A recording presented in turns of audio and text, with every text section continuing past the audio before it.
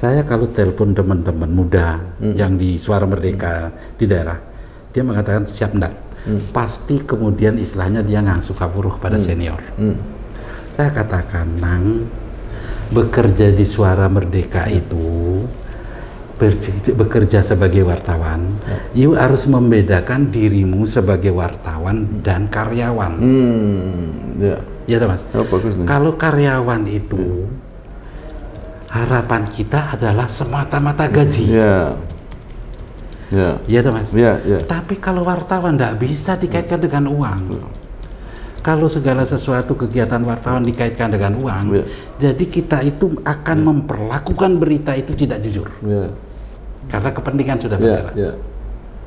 Maka jaga profesimu, jaga harga dirimu sebagai wartawan, perlakukan berita itu dengan jujur. Siapapun sumbernya. Saya selalu mengatakan itu, sahabat teman-teman.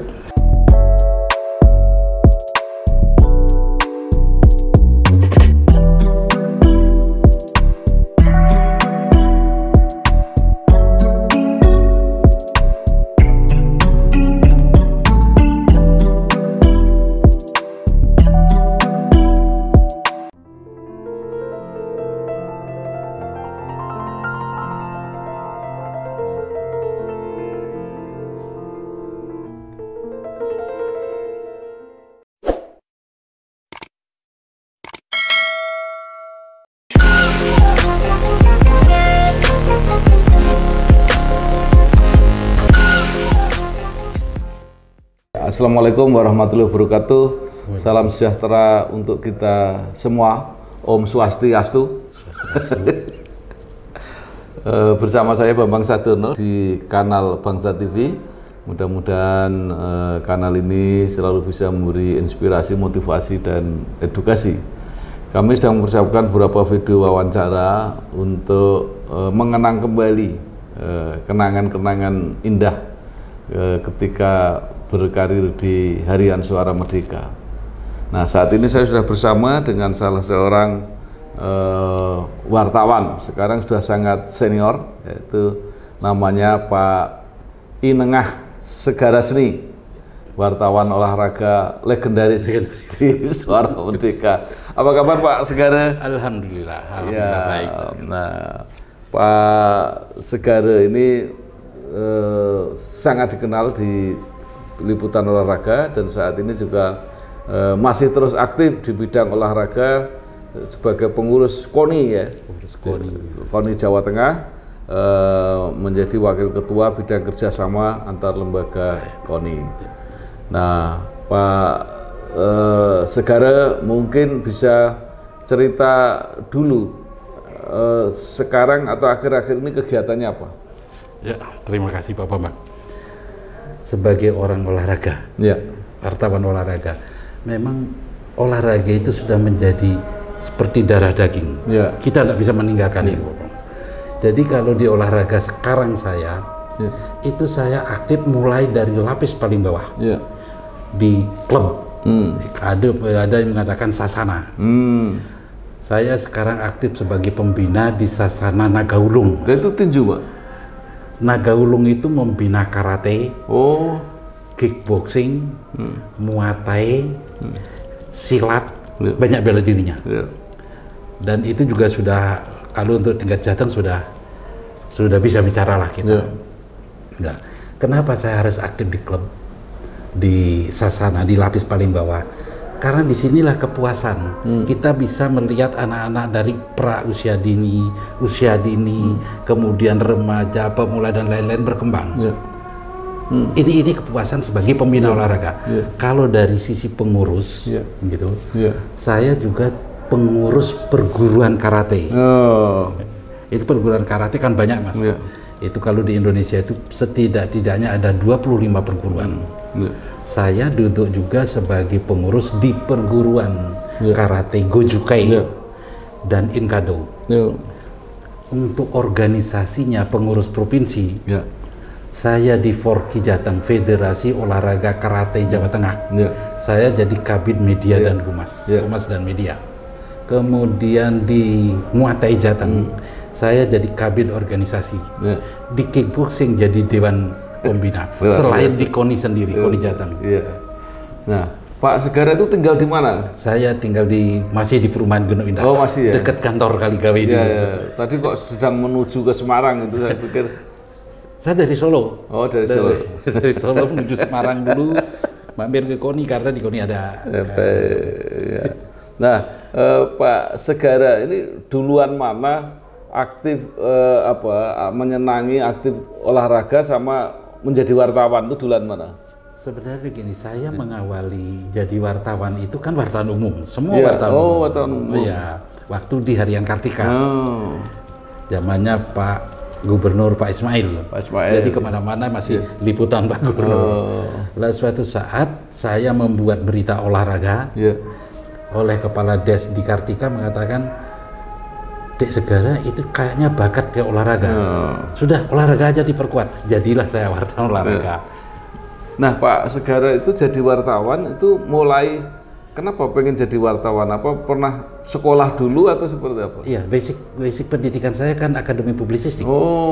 Akademi publisistik di Pandeglang, APPD zaman yang sekarang menjadi STIKS. Ini menarik juga. Pak Segara ini kan orang Bali. Nah, kok bisa sampai Semarang dan sekolah APPD itu kemana? Saya kuliah dulu di situ. Saya datang ke Semarang sebenarnya kepingin melanjutkan di Akademi Agraria. Tapi waktu itu tutup, tidak menerima dari umum. Gitu. Satu-satunya yang masih publisistik. Waktu zaman segitu, publisistik kan belum dikenal orang. Paham aja apa ini publisistik. Yang penting kuliah dulu. Ternyata saya bisa menyesuaikan.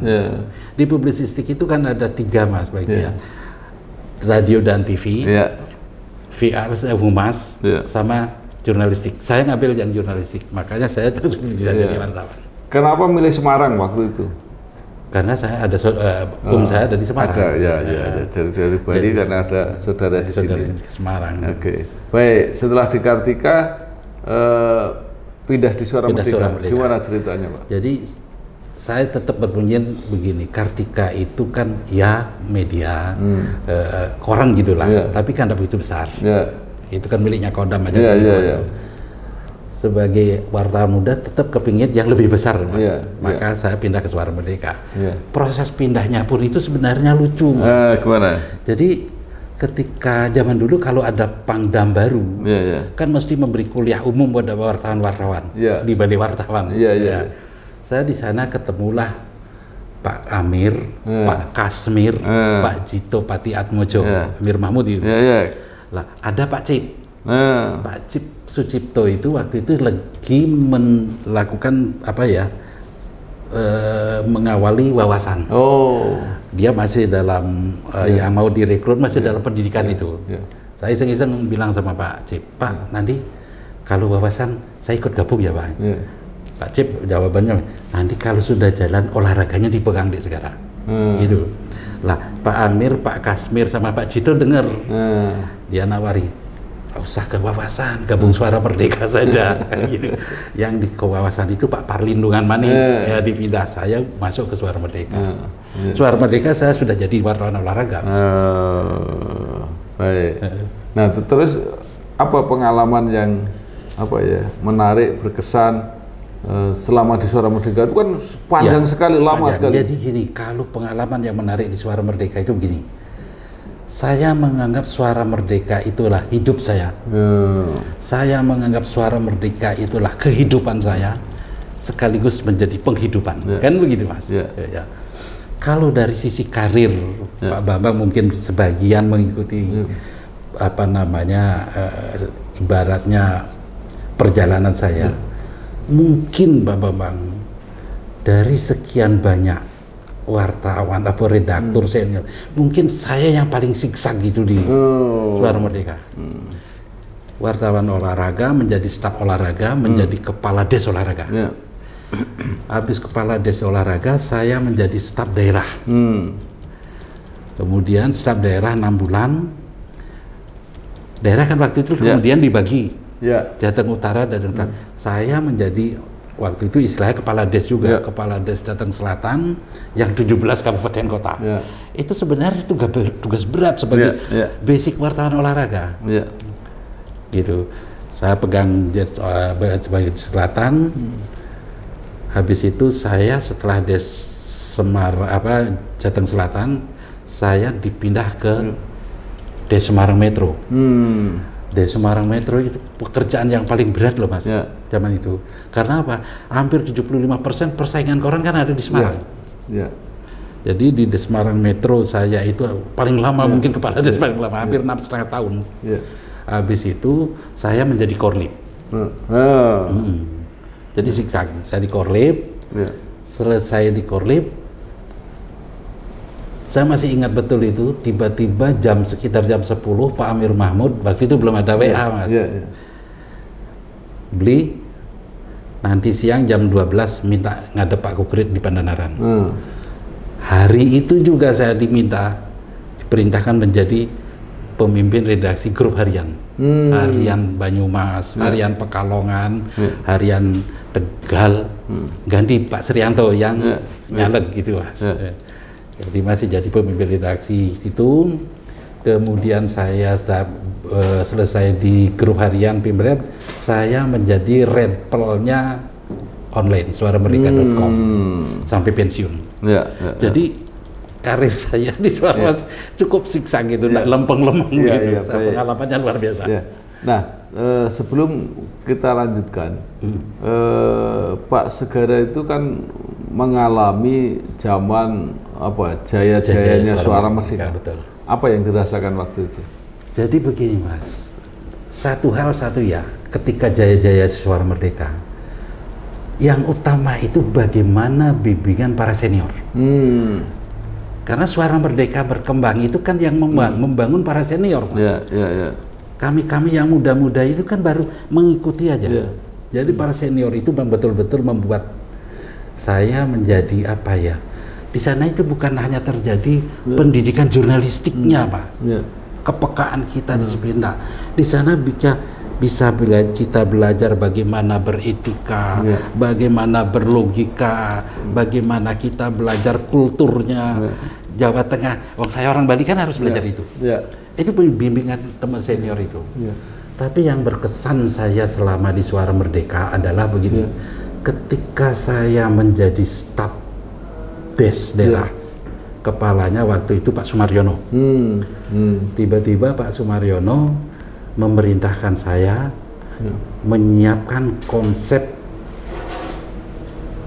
terbitnya Suara Pantura. Waktu itu kan baru ada Suara Semarang Metro sama Suara Solo. Kemudian Suara Pantura. Ini tantangan berat Mas. Mungkin orang lain mengatakan biasa, tapi jangan ngerti sendiri. Pantura itu karakternya barat dan timur kan beda. Bahasanya udah yang barat agak ngapak-ngapak. Kemudian timur kan tidak begitu ngapak. Nah, ini harus tertampung semua. Suara Merdeka mempunyai rubrik istilahnya gagrag daerah itu. Lah bagaimana saya menampung bahasa ngapaknya barat dan timur. Berarti setiap Semarang punya bahasa Semarangan, Banyumas ada gagrag Banyumasan. Lah, Pantura harus melayani dua kultur ini, Mas. Saya terbitkan itu, jadi seminggu 2 kali. Ini yang sangat berkesan. Baik.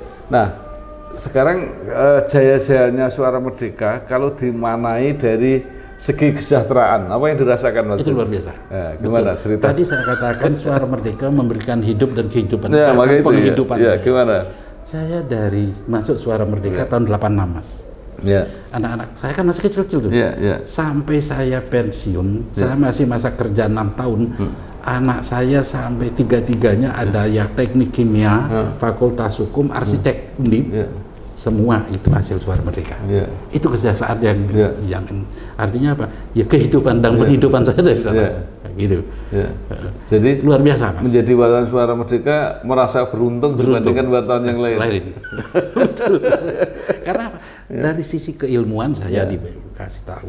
Dari sisi bagaimana kita orang itu kan tidak selamanya hidup dari sisi ilmu jurnalisnya saja sebagai wartawan.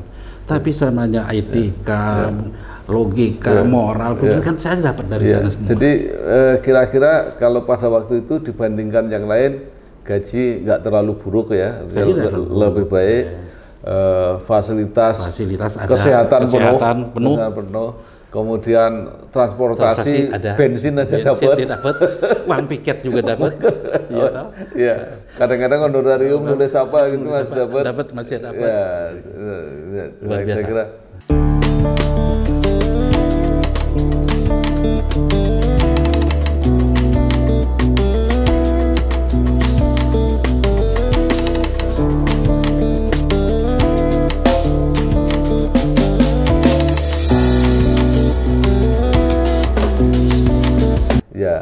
Baik, luar biasa. Nah, sebenarnya saya tidak tahu teman-teman itu apa ya memilih bidang olahraga itu katanya antara lain karena banyak tugas luar negerinya. Gimana Pak sekarang? Enggak juga. Jadi begini Mas, saya mengalami bagaimana ketika saya di Kartika Wartawan Umum. Kalau wartawan umum itu, kalau kita liputan, apa yang kita lihat, apa yang kita dengar, itulah berita. Tapi kalau wartawan olahraga, apa yang kita lihat, apa yang kita dengar, belum tentu Mas. Karena apa? Di olahraga kita masih memungkinkan berita itu analisa masuk dalam berita, bukan opini loh Mas. Misalnya kita membahas pertandingan sepak bola, saya dengan Pak Cip duduk barengan Pak Cip wawasan, sama-sama bikin berita, beritanya bisa beda Mas. Tapi wartawan umum tidak mungkin beda. Nah, ini yang membuat apa? Mau tidak mau kreativitas, daya analisa kita terhadap sebuah persoalan harus Oke, itu menarik. Tapi yang tadi yang saya katakan tugas luar negeri itu kalau wartawan lain kan lebih susah. Nah, Pak Segara pengalaman udah kemana aja? Saya ada Piala Thomas saja 3 kali kalau tidak salah, di Kuala Lumpur, di Hong Kong, di Bangkok. SEA Games hampir sebagian besar negara Asia. SEA Games itu kan pesta olahraganya Asia Tenggara. Kemudian All England saya juga pernah di London waktu masih belum ke Birmingham.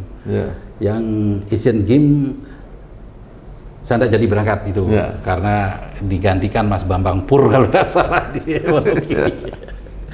Jadi kalau tugas luar negeri itu bukan semata-mata ibaratnya kita mendapat uang saku uang dolar gitu, tidak semata-mata, tapi pengalamannya enak. Betul. Itu yang membuat nilai lebih. Bagaimana pengalaman Pak Segara? Karena saya punya pengalaman waktu itu bahwa standar biaya luar negeri wartawan Suara Merdeka itu termasuk tinggi dibanding yang lain. Saya katakan paling besar Pak. Kalau saya liputan misalnya, ini sebut aja contoh ya, liputan Piala Thomas di Kuala Lumpur.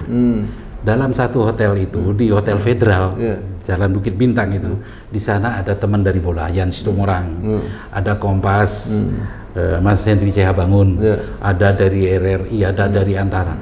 Suara Merdeka enak tuh, jujur Pak, Suara Merdeka paling nyaman. Jadi kan standar hotelnya Suara Merdeka itu $100. Itu tinggi tuh. Jadi maka itu jadi saya lihat. Suara Merdeka paling bagus kalau luar negeri. Nah kemudian Pak Segara juga setelah saya ada di situ, itu kan standar kendaraan juga diadakan. Pak Segara sempat dapat mobil. Saya dari sepeda motor ganti 3 kali, mobil saya itu ganti 3 kali, dari Kijang Ijo itu Mas, kemudian ganti Xenia yang baru, terakhir dapat Innova. Itu kan luar biasa. Luar biasa. Dan bensin dibayari. Bensin biayari. Yang penting ada bonnya dari pom. Baik. Luar biasa. Nah, Pak sekarang ngalami nggak tren ketika ya bukan hanya Suara Merdeka, media-media mulai menurun itu Pak sekarang masih di situ masih atau di sana. Masih di sana. Situasi seperti Jadi apa? begini Mas, apa namanya sebenarnya penurunan peran media cetak itu kan sudah lama sebelum itu terjadi. Kalau tidak salah dulu pernah kita di Suara Merdeka kedatangan seorang profesor dosen dari Chicago apa-apa gitu. Dia sudah meramalkan nanti media cetak itu bahkan 20-25 tahun akan habis karena ilmu dan teknologi komunikasi akan berkembang menjadi ini. Maka saya ingat waktu itu kemudian Suara Merdeka mendirikan apa namanya .com yang pertama di Indonesia Suara Merdeka, Mas. Ya, jadi itu kan antisipasi dari itu. Sama-sama. Saya masih di situ. Ya. Jadi Suara Merdeka, Republika sama Kompas itu bareng. Ya. Artinya kenapa sebagai koran daerah kita kan paling mengantisipasi itu. Ya.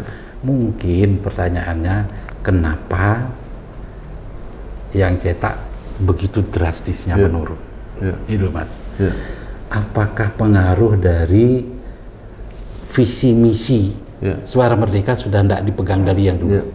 Padahal sebenarnya visi misi itu kan sama aja, Mas. Kalau kita mempertahankan bahwasanya Suara Merdeka harus tetap menjadi satu, menjadi jembatan aspirasi masyarakat. Kedua, menampung semuanya dan mereka kita itu mendapat apapun yang mereka dapatkan. Kan itu aja sederhana. Kalau perkembangan teknologi, ilmu dan teknologi itu kan bisa belajar seharusnya. Jadi Pak Segara pensiun persis 2018. 60 tahun pensiun. 60 tahun. 2018 saya pensiun. Jadi situasi seperti apa? Masih normal atau sudah mulai mengalami penurunan, Mas. Tapi bagi saya gitu, jujur, ya mungkin karena begini, Mas. Saya masih ada masa kerja 6 tahun kalau tidak salah. Semua putra saya sudah S1 semua selesai. Artinya tanggungan, beban yang di rumah sudah tidak ada masalah. Apapun yang terjadi di kantor itu sudah santai gitu loh ceritanya. Jadi kan ada teman-teman yang baru merintis rumah masih sekolah, masih ini yang menjadi. Saya mengalami penurunan itu. Tapi bagi saya pikir ibaratnya apa yang diberikan Suara Merdeka untuk sanggup perjalanan saya setelah pensiun jauh lebih besar dibanding sekedar itu. Telah terbit Majalah Ekonomi Indonesia edisi kelima bulan Mei 2025. Membahas maju mundurnya perang tarif Trump, di mana Amerika tidak bisa mendikte dunia lagi. Saatnya pertambangan menjadi prioritas penerimaan negara. Peningkatan jumlah penerima dana pensiun per bulannya, juga potret komunikasi pejabat publik. Untuk informasi lebih lengkap juga pemesanan, bisa menghubungi kontak yang tertera pada video. Dan teman-teman Suara Merdeka yang saya tahu sebagian besar kan juga tetap eksis, bisa tampil di mana-mana itu. Kalau pengalaman Pak Segara seperti apa? Saya juga gini, Mas, karena saya itu sudah memutuskan, sudahlah setelah saya pensiun, saya ada berkegiatan sosial saja di olahraga. Kenapa katakan berkegiatan sosial? Begini, olahraga kan ada apa-apanya, Mas. Gajinya ada. Di KONI ada honor kehormatan. Tapi yang namanya di karate, kickboxing ini kan tidak ada. Itu full kegiatan sosial. Jadi konsep saya sederhana. Ketika saya menjadi wartawan, olahraga itu yang menghidupi saya. Yang gaji Suara Merdeka. Bayangkan aja sebagai wartawan olahraga ada kegiatan olahraga. Sama kan mati itu. Itu konsep saya.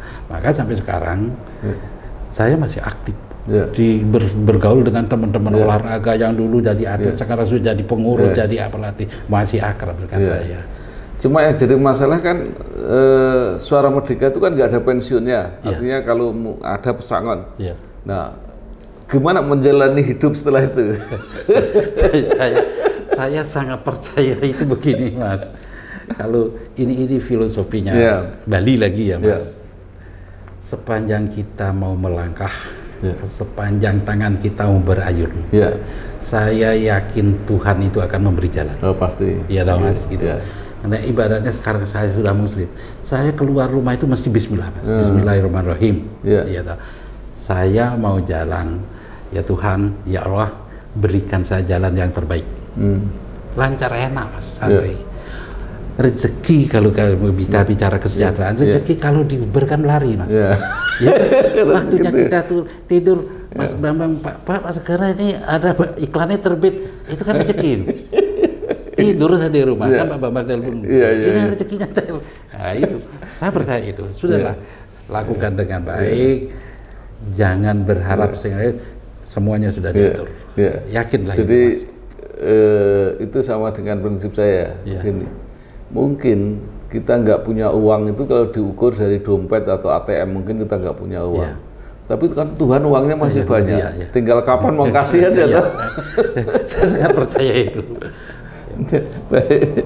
Nah, sekarang kegiatan apa selain tadi yang olahraga, kegiatan profesional Pak Segara? Saya sekarang masih bergabung di media online miliknya Pak Amir Mahmud.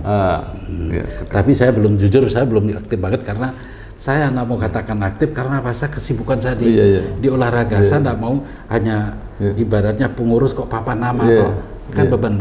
Saya harus bertanggung jawab dari itu. Jadi menulis masih ya? Masih kalau menulis masih. Nanti kapan-kapan kita lah. Sepanjang itu saya paham, sepanjang itu bidang saya pasti saya.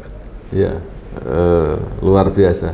Nah sekarang apa saran Pak Segara terhadap teman-teman baik yang masih di Suara Merdeka karena mungkin usia masih muda masih, dan mereka yang sudah keluar apa yang kira-kira bisa membuat mereka lebih semangat, dan syukur nama Suara Merdeka masih bagus sebenarnya, itu masih bisa eksis. Jadi begini Mas, kalau saya ke daerah-daerah, saya kan selalu mengucap misalnya musyawarah cabang olahraga Forky Mas, saya hampir keliling Jawa Tengah.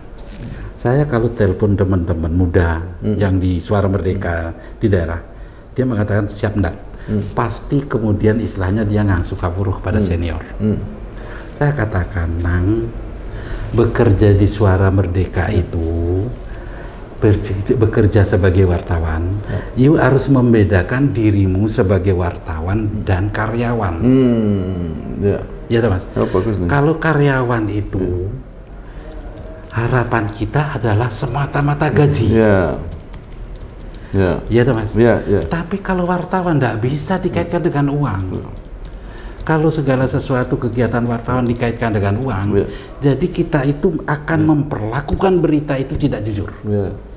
Karena kepentingan sudah berbeda. Maka jaga profesimu, jaga harga dirimu sebagai wartawan. Perlakukan berita itu dengan jujur, siapapun sumbernya. Saya selalu mengatakan itu sama teman-teman. Kemudian yang kedua begini Mas, teman-teman muda itu dunianya kan sudah berbeda dengan zaman kita dulu. Sekarang kan ibaratnya kecepatan yang nomor satu. Kalau dulu acara pagi, sore, malam ya seperti terbitnya kan besok pagi kan begitu. Sekarang kan enggak. Tapi saya katakan sama teman-teman di daerah itu begini, teman-teman yang anak-anak muda, termasuk mungkin yang masih di Suara Merdeka. Dalam dunia jurnalistik sekarang itu persaingan kita adalah medsos. Tapi konsep berpikir seorang wartawan, kalau betul-betul sebagai seorang jurnalis, bahwasanya kebohongan yang dibumbui oleh kemarahan dan kebencian akan lebih cepat beredar dibanding fakta. Benar nggak Mas? Lah wartawan itu bermain dalam frame fakta. Kalau you meninggalkan ini berarti you tidak mempunyai kebenaran. Lah, kalau you sudah tidak mempunyai kebenaran, artinya you tidak akan mendapatkan kepercayaan. Padahal wartawan itu yang penting kan dipercaya. Saya selalu mengatakan ini konsep berpikir teman-teman muda. Fakta adalah mahkota. Nah, sekarang terakhir Pak Segara. Pak Segara tadi banyak merasakan bahwa berkarir terutama di Suara Merdeka itu juga karena dibantu, dibimbing oleh para senior. Nah, menurut Pak Segara yang paling berkesan itu dari antara senior itu siapa? Jadi gini, ketika masih saya jadi staf des olahraga, saya membuat ulasan tentang PSSI Jawa Tengah. Ketuanya waktu itu masih Profesor Retmono. IKIP zaman dulu. Saya sudah analisa macam-macam, tulisan terbit. Ternyata Pak Retmono merasa tidak puas. Sebagian yang namanya analisa yang baik mana, ya kan kita tampilkan bersama. Menghadaplah itu Pak Retmono ke Pak Warno, Mas. Saya masih ingat betul itu. Setelah menghadap, Pak Retmono pulang, saya dipanggil Pak Segara, Mas Segara begini, Pak Retmono protes gini-gini. Loh, itu kan analisa Pak, bukan news Pak. Analisa bisa opini saya masuk. Nah, sudah gini Mas Segara, prinsip kerja kita membuat orang senang itu tidak dosa. Yang itu kan dalam banget Mas. Itu Pak Warno mengatakan, siapa? Akhirnya kan saya bilang gitu. Maka dari situ saya bisa menyimpulkan, kalau membuat berita, perlakukan berita itu dengan jujur. Jadi bukan berita dicampur dengan opini. Karena ini sebangsa, kalau zaman dulu kita menyebut artikel loh Mas. Artikel kan opini bisa masuk tuh. Lah Pak Redmono kan nggak ngerti-ngertinya itu berita, marah sampai di itu Pak Warno. Kemudian ada lagi Pak HR Wahyudi. Itu yang masih selalu saya ingat. Seminggu pertama saya sudah menerbitkan membuat berita taekwondo Mas. Taekwondo waktu itu pengurusnya adalah Pak Charles Ong. Iya, temennya Pak Wahyudi. Tiba-tiba Pak Wahyudi itu titip lagi berita yang sama seperti saya buat. Wah lah, ini kalau saya buat sama seperti ini kan ya Suara Merdeka jadi double beritanya. Maka saya olah, saya bolak-balik, saya bumbu-bumbui gitu. Ternyata Pak Wahyudi tidak berkenan. Marah-marah. Panggil saya ndak Segara lagi Mas. Samudra. Kilo Samudra seniki. Jadi elek ini aku ke bekas Pimret loh. Beritaku diolah.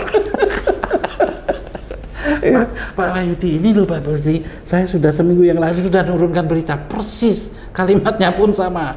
Loh masa saya olah, nanti kan double beritanya Pak. Loh, tapi kan kayak ngomong sik udah gitu. Ada ceritanya lucu. Jadi ini yang paling berkesan. Tapi apapun itu bahwasanya menghormati senior yang membimbing kita itu harus kita lakukan, dan hal-hal seperti itu sampai sekarang pun saya masih ingat Mas. Ini yang membuat saya rasanya nyaman-nyaman saja. Ini yang membimbing saya menjadi disiplin, ini yang membimbing saya menjadi paham tentang Jawa Tengah dan lain sebagainya. Telah terbit Majalah Kampus Indonesia edisi ke-7 bulan Mei 2025.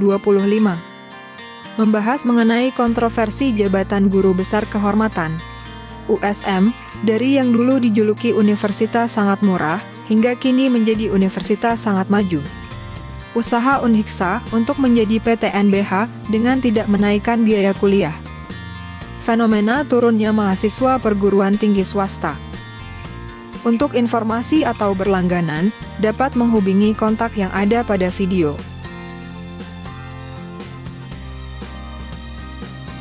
Pak Segara ingat Pak Puji nggak? Pak Puji ya. Apa kesan atau kenangan yang ada? Pak Puji tidak banyak bicara dengan saya, paling ya guyonan. Yang biasanya begitu sudah selesai cari bakmi. Malam-malam makan di luar. Baik. Kalau Pak Harun itu lebih banyak bahasa. Ya, ada cerita tentang Pak Harun ini juga orang yang penunggu kantor itu.